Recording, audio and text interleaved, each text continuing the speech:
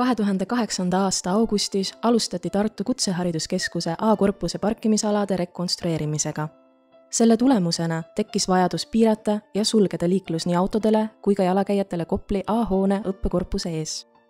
Soodsate ilmastikutingimuste korral kestavad ehitustööd 2 kuud. Tööperioodil on autode omanikud sunnitud ära mahtuma kitsale alale B-õppekorpuse parklas või leidma sobiva parkimiseks lubatud ala lähiümbruses. B-korpuse ees on parkimise kohad ühe käe sõrmedel loetavad ja suurem osa Piima tänavast on parkimist keelav tsoon. Antud probleemid toovad kaasa palju ebamugavust ning suures osas parkimise ja peatumisega seotud rikkumisi. Vaatamata parkimisega seotud probleemi eksisteerimisele pole tegelikult liikluseeskirjade rikkumine lubatud või põhjendatud. Siiski esineb järgmisi liikluseeskirjaga vastuolus olevaid tegevusi.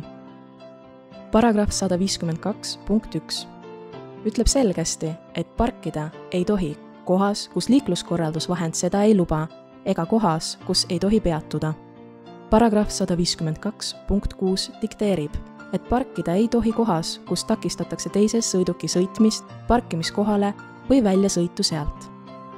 Paragrahv 151.5 Parkimine on keelatud kohas, kus seisev sõiduk teeb võimatuks teise sõidukite liikumise või takistab jalakäijaid. Paragrahv 151.14 Parkimine on keelatud ristuva sõidutee äärele lähemal kui 5 meetrit, kuid mitte kohakuti ristuva kõnniteega. Püüdsime kinni Rauli ja katsusime natuke olukorrale selgust saada.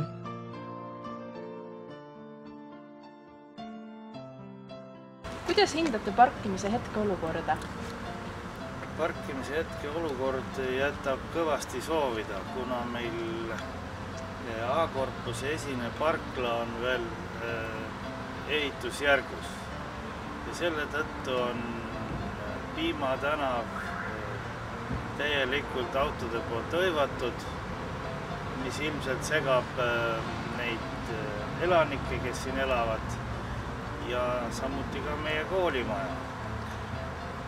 Hetkel leevendust pakub nüüd see olukord, et me oleme kunstigümnaasiumiga kokkuleppele saanud, et kasutame tema väliskorvpalliväljakut parkimiseks.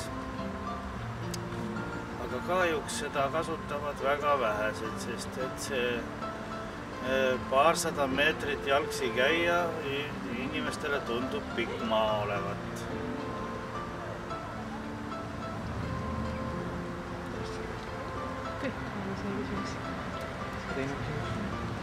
Aga kui palju on päevas umbes rikkujaid?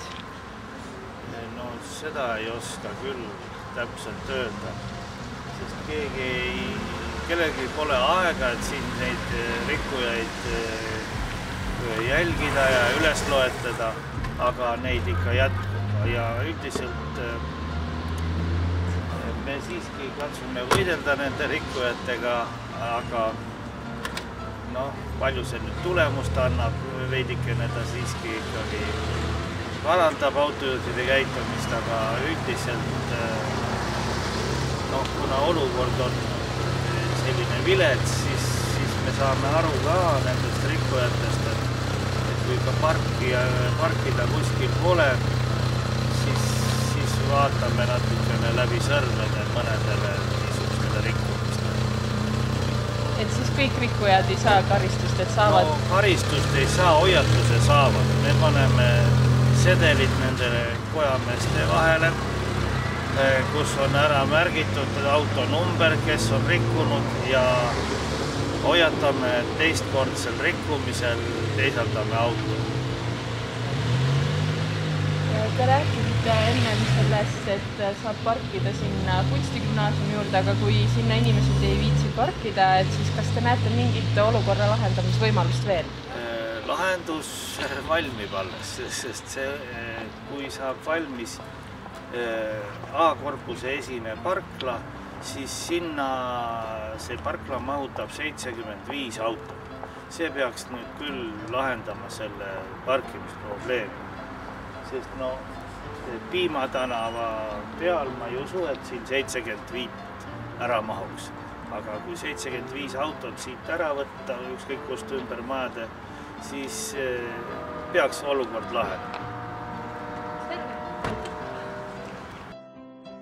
Paraku on antud olukord autoomanikele ebamugav. Alternatiiv parkimisele on reaalselt kunstikooli alal olemas. Kasutage võimalust ja ärge harjuge seadust rikkuma. Mõistvat suhtumist kõigile!